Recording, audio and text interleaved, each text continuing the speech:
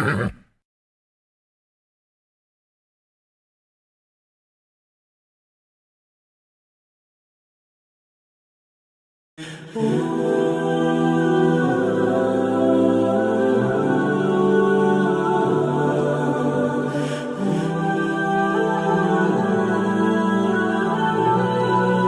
waccan yarinyar.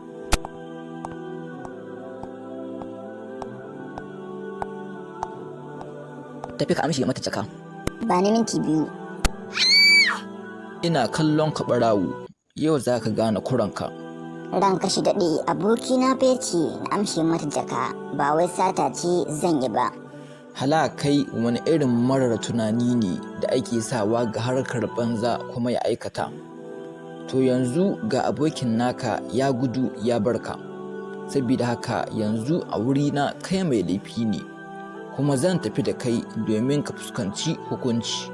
Kasance mai tunani kafin ka aikata dukkan komai, kuma kada ka yarda duhun jahilci ya yi maka cuɗanya ga jiki.